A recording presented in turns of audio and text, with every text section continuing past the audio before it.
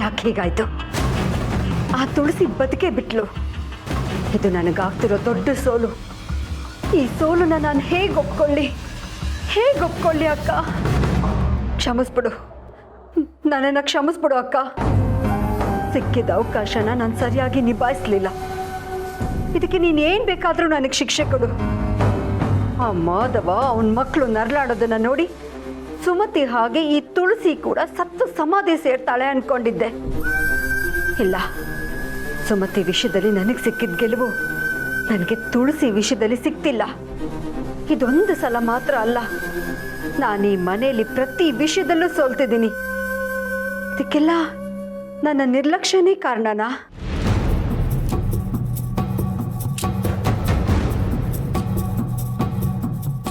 ನಾನು ತುಳಸಿನ ಅಷ್ಟು ಈಸಿಯಾಗಿ ತಗೋತಿದ್ದೀನ? ಮನೆಯವರೆಲ್ಲರೂ ಸಂತೋಷವಾಗಿದ್ರೆ ನಾನು ಬದುಕಿದ್ದು ಏನು ಪ್ರಯೋಜನ?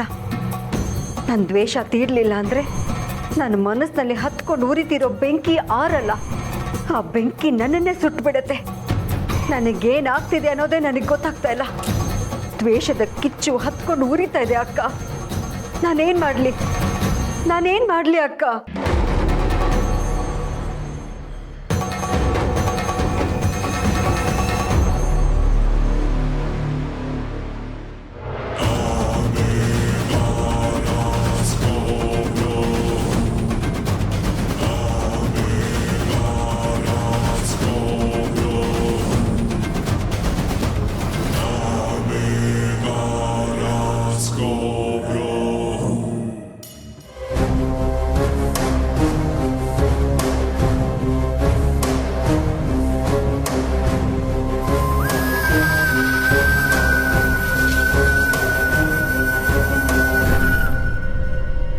ಬಿಡಲ್ಲ, ನಾನು ಯಾರನ್ನೂ ಸುಮ್ಮನೆ ಬಿಡಲ್ಲ.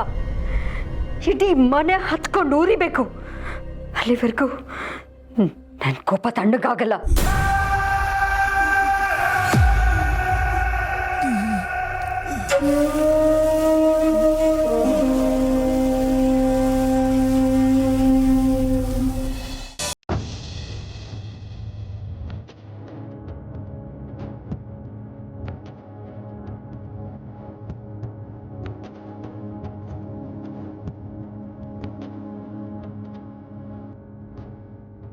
ತುಳ್ಳಿ, ಮಗು ಕಾಲನ್ನ ಈ ತಟ್ಟೆನಲ್ಲಿಟ್ಟು ಆಮೇಲೆ ಅದ್ರದ್ದು ಹೆಜ್ಜೆನ ಈ ಬಿಳಿ ಬಟ್ಟೆ ಮೇಲೆ ಗುರ್ತು ಮೂಡಿಸ್ಬೇಕು.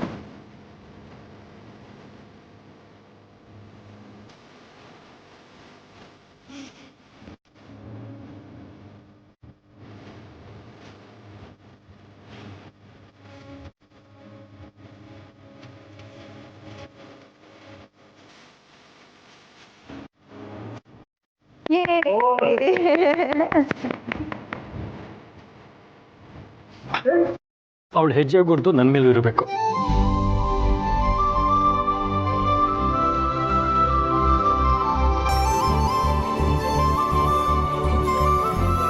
ಹಾಗಾದ್ರೆ ಅವಳು ಎರಡನೇ ಹೆಜ್ಜೆ ನನ್ನ ಮೇಲೆ ಇಡಬೇಕು.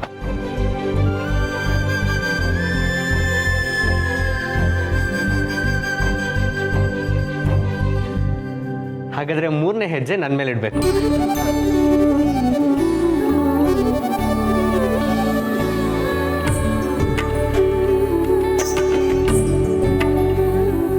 ಈ ಮುದ್ದಿನ ಪಾದಗಳಿಗೆ ಒಂದೇ ಒಂದು ಪುಟ್ಟು ನೋವಾಗದೆ ಇರೋ ಹಾಗೆ ನಾನು ನೋಡ್ಕೋತೀನಿ.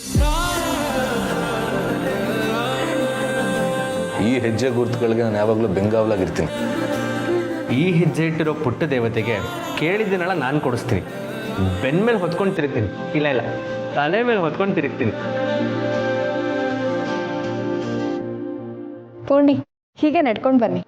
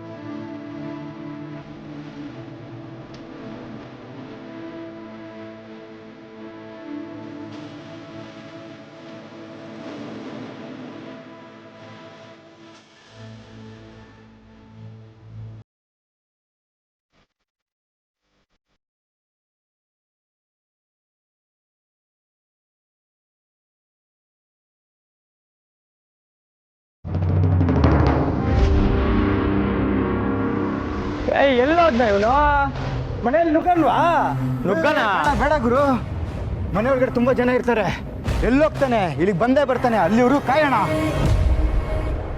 ಅಯ್ಯೋ ದೇವ್ರೆ, ಈ ನನ್ನ ಮಕ್ಕಳು ಇಲ್ಲೇ ಕಾಯ್ತಾ ನಿಂತಿದ್ದಾರಲ್ಲ, ಈಗೇನು ಮಾಡಲಿ?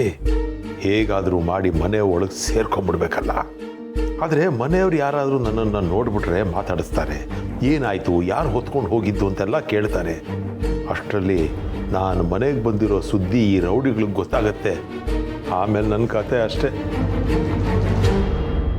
ಇಲ್ಲ ಇಲ್ಲ ಇಲ್ಲ, ಈಗ ನಾನು ಈ ರೌಡಿಗಳ ಕಣ್ಣಿಗೆ ಬೀಳಬಾರ್ದು, ಮನೆಯವ್ರ ಕಣ್ಗೂ ಬೀಳಬಾರ್ದು.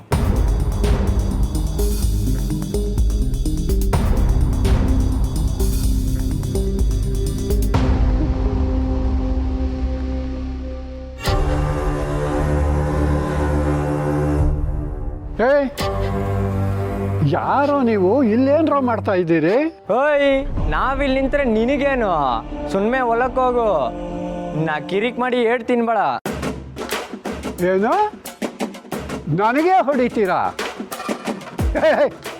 ನಮ್ಮನೆ ಮುಂದೆ ನಿಂತ್ಕೊಂಡು ನನಗೆ ರೋಪ್ ಹಾಕ್ತೀಯ ನೀನು? ಪೊಲೀಸರು ಫೋನ್ ಮಾಡಿದ್ರೆ ಇಲ್ಲಲ್ಲ, ಇಡೀ ಬೀದಿನಲ್ಲೇ ಎಲ್ಲೂ ನಿಂತ್ಕೋಬಾರ್ದು, ಹಾಗೆ ಮಾಡ್ತೀನಿ. ಏನು ಪೊಲೀಸಿಗೆ ಫೋನ್ ಮಾಡ್ತೀನಿ ಅಂತಿದ್ದಾರೆ? ಗುರು ಸುಮ್ಮನೆ ಗಲಾಟೆ ಮಾಡಿ ವಿಷಯ ದೊಡ್ಡದು ಮಾಡ್ಕೊಳ್ಳೋದು ಬೇಡ. ಸದ್ಯಕ್ಕೆ ನಾವು ಇಲ್ಲಿಂದ ಹೋಗೋಣ, ದೂರದಿಂದ ನೋಡ್ತೀರಣ. ಏನು ಏನು ಮಾತಾಡ್ಕೋತಾ ಇದ್ದೀರಾ? ಹೋಗ್ತೀರಾ ಇಲ್ಲಿಂದ? ಇಲ್ಲ ಪೊಲೀಸ್ನವ್ರಿಗೆ ಫೋನ್ ಮಾಡಲಾ?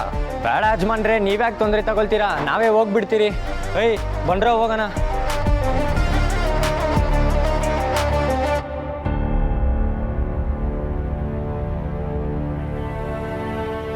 ಈ ಹಳೆ ಮುದುಕನಿಗಿರೋ ಧೈರ್ಯ ನನಗಿಲ್ದೆ ಹೋಯ್ತೆ. ಇರಲಿ, ಹುಲಿ ಧೈರ್ಯ ಹುಲಿಗೆ, ಇಲಿ ಧೈರ್ಯ ಇಲಿಗೆ. ಮೆಲ್ಲಿಗೆ ಇಲಿ ಮರಿ ಥರ ನಾನು ಈ ಮನೆ ಒಳಗೆ ನುಸುಳ್ಕೊಂಡ್ಬಿಡ್ಬೇಕು. ಬೀಸೋ ದೊಣ್ಣೆಯಿಂದ ತಪ್ಪಿಸ್ಕೊಂಡ್ರೆ 1000 ವರ್ಷ ಆಯಸ್ಸಂತೆ. ಮೊದಲು ಈ ರೌಡಿಗಳ ಕೈಯಿಂದ ತಪ್ಪಿಸ್ಕೊಳ್ಳೋಣ. ಈ ಖದೀಮ್ರಿ ಇಲ್ಲೇನು ಮಾಡ್ತಿದ್ದಾರೆ? ನಮ್ಮನೆ ಸುತ್ತ ಯಾಕೆ ಓಡಾಡ್ತಿದ್ದಾರೆ?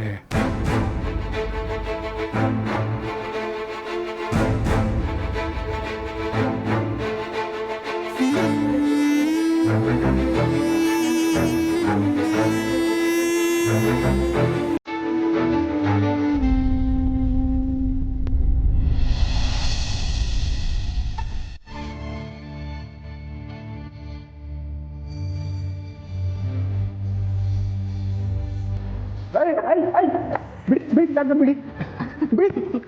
ಕೊಡು ಪಾಪ, ಪಾಪ ಕೊಡು ಕೊಡು. ಮೆಲ್ಲ ಮೆಲ್ಲ ಮೆಲ್ಲ ಕೊಡು.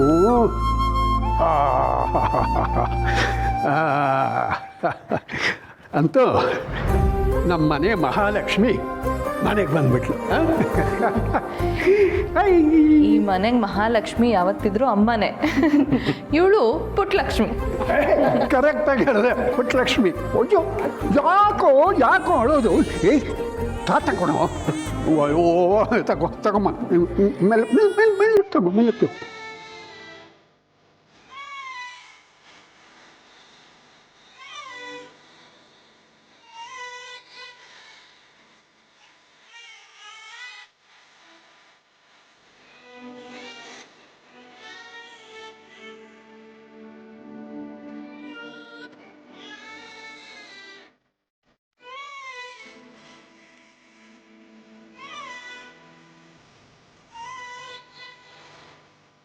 ಅಮ್ಮ, ಮಗುಗೆ ಹಸುವಾಗಿರ್ಬೇಕೇನೋ, ತುಂಬ ಅಳ್ತಿದೆ, ತಗೊಳ್ಳಿ.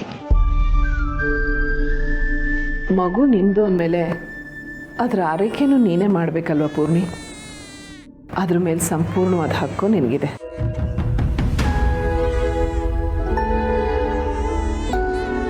ಅಮ್ಮ ಆದರೆ ಹೇಳದ್ನಲ್ಲ, ನಿನ್ನ ಮಗು ಜವಾಬ್ದಾರಿನ ನೀನೇ ನಿಭಾಯಿಸ್ಬೇಕು. ಮಾಧವರೇ, ನನಗೆ ಸುಸ್ತಾಗ್ತಾ ಇದೆ, ನಾನು ಸ್ವಲ್ಪ ಹೊತ್ತು ಮಲಗ್ತೀನಿ. ಬನ್ನಿ ತೋರಿಸ್ತಾರೆ.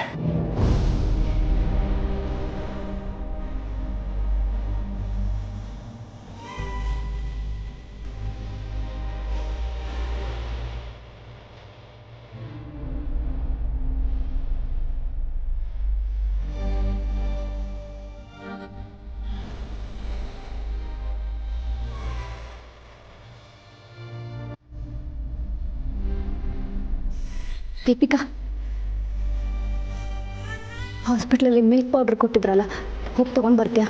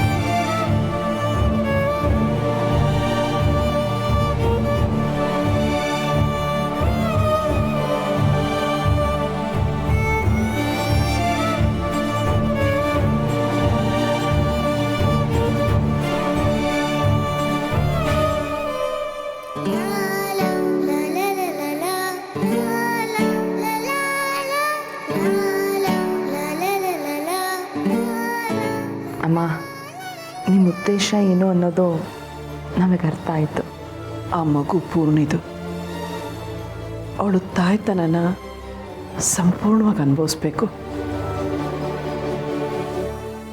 ಯಾವುದೇ ಕಾರಣಕ್ಕೂ ಆ ಮಗು ಅವಳದಲ್ಲ ಅನ್ನೋ ಯೋಚನೆ ಅವಳಿಗೆ ಬರಬಾರ್ದು. ಅದಕ್ಕೆ ಸಂಕಟ ಆದ್ರೂ ನನ್ನ ಹೃದಯದಲ್ಲಿರೋ ತಾಯ್ತನನ ನಾನು ಹಿಡಿದಿಟ್ಕೊಳ್ಳೇಬೇಕು.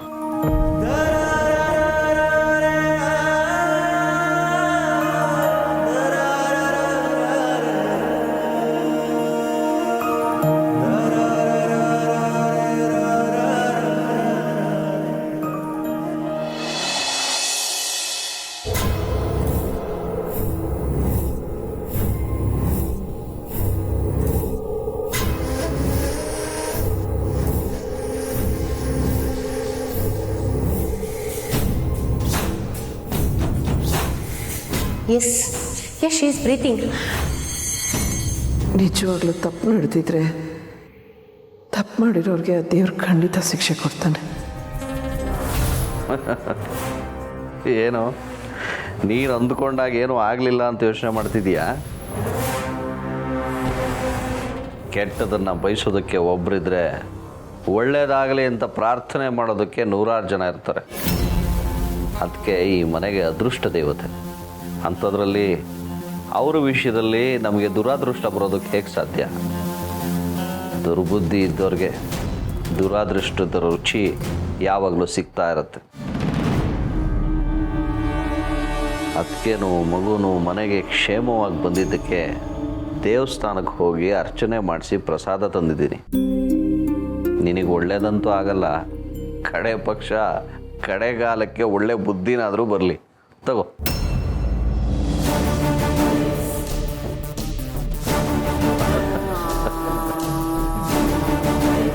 ನಿನ್ನೊಳಗೆ ಉರಿತಿರೋ ಬೆಂಕಿ ನಿನ್ನನ್ನೇ ಸುಡೋದಕ್ಕೆ ಶುರು ಮಾಡಿದೆಯಾ, ಅಥವಾ ನಿನ್ನ ಕೈಯಲ್ಲಿ ಆರಿಸೋದಕ್ಕಾಗದೆ ನಿನಗೆ ನೀನೇ ಶಿಕ್ಷೆ ಕೊಟ್ಕೊಂಡ್ಯಾ? ಹೆಂಡತಿ ಕೈನಲ್ಲಿ ಗಾಯ ಆಗಿದೆ, ಅದನ್ನು ನೋಡಿ ಸ್ವಲ್ಪನೂ ಕನಿಕರ ಇಲ್ವಾ ನಿಮಗೆ? ಕನಿಕರನ? ಇನ್ನೊಬ್ಬರನ್ನ ಕೊಂದಿರೋ ಕೈಗೆ ರಕ್ತ ಮೆತ್ಕೊಂಡಿದ್ರೆ ಆ ರಕ್ತನ ನೋಡಿ ಕನಿಕರ ಪಡೋಷ್ಟು ಮೂರ್ಖ ನಾನಲ್ಲ. ನೀನು ಎಂಥವಳು ಅಂತ ನನಗೆ ಚೆನ್ನಾಗಿ ಗೊತ್ತು. ಇವತ್ತು ಬರೀ ಕೈ ಸುಟ್ಟಿದೆ, ಮುಂದೊಂದು ದಿನ ನಿನ್ನ ಕೆಟ್ಟ ಗುಣ ನಿನ್ನನ್ನೇ ಸುಡುತ್ತೆ. ನೆನಪಲ್ಲಿಟ್ಕೊ.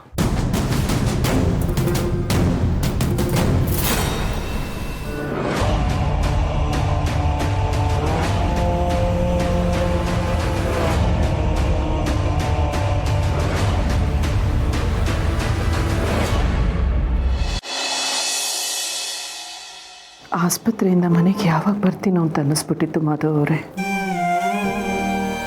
ಮಗು ಹೆರಿಗೆ ಆಗಿದ್ದು ಗೊತ್ತಾಯಿತು. ನಿಮ್ಮನ್ನೆಲ್ಲ ನೋಡ್ತೀನಿ ಅನ್ನೋ ಕಾತರನೂ ಇತ್ತು. ಅಷ್ಟರಲ್ಲಿ ಕಣ್ಣೆಲ್ಲ ಮಂಜಾಯಿತು. ಆಮೇಲೆ ನಿಮಗೆಷ್ಟು ಧೈರ್ಯ ತುಳಸಿಯವರೇ, ನೀವು ನನ್ನನ್ನು ಬಿಟ್ಟು ಹೋಗ್ತೀರಾ? ನೀವು ನನ್ನನ್ನು ಬಿಟ್ಟು ಎಲ್ಲೂ ಹೋಗೋಗಿಲ್ಲ. ಹಾಗೆ ಬಿಟ್ಟು ಹೋಗೋದಾದರೆ ನಾನು ನಿಮ್ಮ ಜೊತೆಗೇ ಬರ್ತೀನಿ, ಸರಿನಾ? ಇದೆಲ್ಲ ಯಾವ ಜನ್ಮದ ಬಂಧ ಅನ್ನೋ ಗೊತ್ತಿಲ್ಲ. ನಿಮ್ಮ ಪ್ರೀತಿ, ಮಕ್ಕಳ ಮಮಕಾರ, ಆ ಎಳೆ ಕಂದನ ಅಳು, ಅದೆಲ್ಲ ನನಗೆ ಮತ್ತೆ ಜೀವ ತಂದ್ಕೊಟ್ಬಿಡ್ತು. ಆ ಕ್ಷಣದಲ್ಲಿ ನನ್ನನ್ನೇ ನಾನು ಮರೆತೋಗಿದ್ದೆ ತುಳಸಿಯವರೇ. ನನ್ನ ಮನಸ್ಸಲ್ಲಿ ಇದ್ದಿದ್ದು ಒಂದೇ ಮಾತು, ನಿಮಗೇನೂ ಆಗಿರಲ್ಲ, ನೀವು ನನ್ನನ್ನು ಬಿಟ್ಟು ಎಲ್ಲೂ ಹೋಗಲ್ಲ ಅಂತ. ನನ್ನ ಮನಸ್ಸು ನನಗೆ ಸುಳ್ಳು ಹೇಳಲಿಲ್ಲ. ನೀವು ನನಗೆ ಮಾತು ಕೊಟ್ಟಿದ್ದೀರಾ, ನನ್ನನ್ನು ಬಿಟ್ಟು ಎಲ್ಲೂ ಹೋಗಲ್ಲ ಅಂತ. ಆ ಮಾತನ್ನು ನೀವು ಉಳಿಸ್ಕೊಂಡಿದ್ದೀರಾ. ನೀವಿಲ್ದೆ ನಾನಾದರೂ ಹೇಗಿರ್ತೀನಿ ಮಾಧವ್ ಅವರೇ? ನನಗೆ ನಾನು ಸಾಯ್ತೀನಿ ಅನ್ನೋದಕ್ಕಿಂತ ನಾನಿಲ್ಲದೆ ಇದ್ರೆ ನೀವೆಲ್ಲರೂ ಹೇಗಿರ್ತೀರಾ ಅನ್ನೋದೇ ಚಿಂತೆ. ಸಾಕು ತುಳಸಿಯವರೇ, ನೀವು ಇನ್ನೂ ಚಿಂತೆ ಮಾಡಬೇಡಿ. ಈ ಮಾಧವ ಇದ್ರೂ ನಿಮ್ಮ ಜೊತೆನೆ, ಸತ್ರು ನಿಮ್ಮ ಜೊತೆನೆ.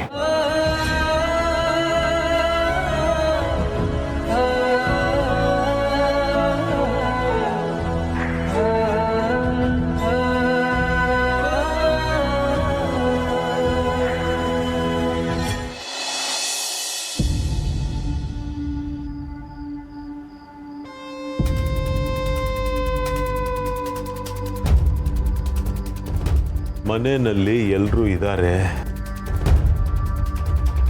ಹೊಟ್ಟೆ ಬೇರೆ ಹಸಿದು ಪ್ರಾಣ ಹೋಗ್ತಾ ಇದೆ. ಏನು ಮಾಡೋದೀಗ? ಬಾಗಿಲು ಬೇರೆ ಹಾಕಿದೆ.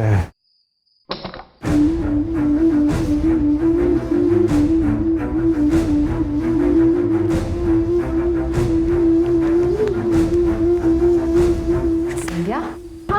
ಬಂದೆ.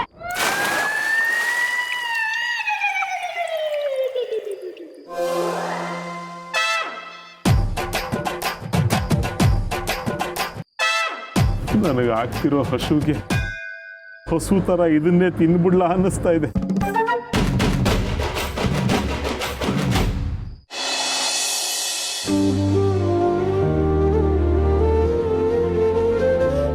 ಪುಣ್ಯ ನನಗೆ ಕೊಡು, ಎತ್ಕೊಂಡು ಇಷ್ಟೊತ್ತಾಯ್ತು.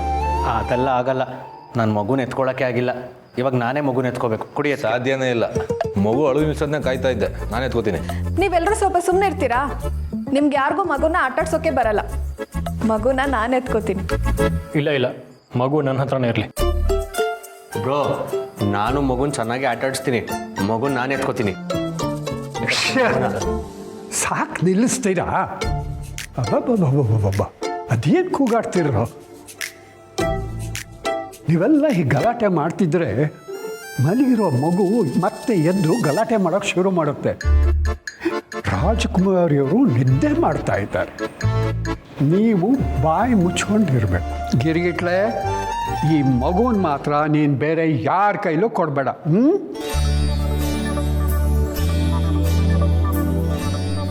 ಅಭಿ, ಲೇಟ್ ಆಗ್ತಿದೆ. ಹೌದಲ್ವಾ? ಸರಿ, ನಮ್ಗೆ ಲೇಟ್ ಆಗ್ತಿದ್ರೆ ನಾವು ಹೊರಡ್ತೀವಿ. ನಾಳೆ ಮತ್ತೆ ಬರ್ತೀವಿ. ಯಾಕೆ? ಇಲ್ಲೇ ಉಳಿಬೋದಿತ್ತಲ್ವಾ? ಪರವಾಗಿಲ್ಲ, ಮನೆಯನ್ನು ತುಂಬ ದೂರ ಇದೆಯಾ? ನಾಳೆ ಬೆಳಗ್ಗೆ ಆಗ್ತಿದ್ದ ಹಾಗೆ ಮತ್ತೆ ಓಡ್ ಬರ್ತೀನಿ. ನಾಳೆ ನನ್ನ ಮಗುನ ಎತ್ಕೊಳ್ಳೇಬೇಕು.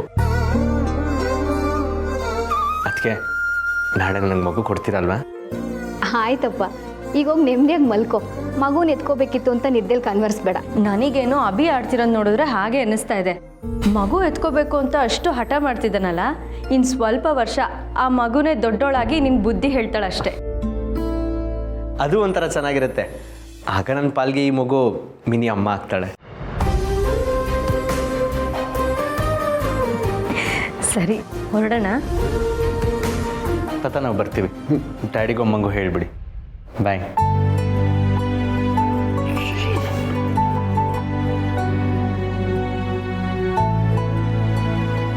ಪೂರ್ಣಿ, ನಿಮಗೆ ರೂಮಲ್ಲಿ ಮಲ್ಕೊಳ್ಳೋಕ್ಕೆ ಸಿರಿ ಎಲ್ಲ ವ್ಯವಸ್ಥೆ ಮಾಡಿದ್ದಾಳೆ. ಬನ್ನಿ.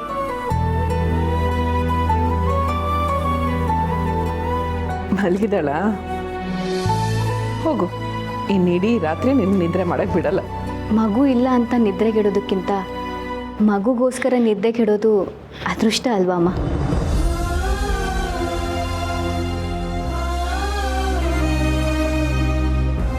ಈಗ ನಾನು ತುಂಬ ಅದೃಷ್ಟವಂತೆ ಅನಿಸ್ತಿದೆ ನನಗೆ.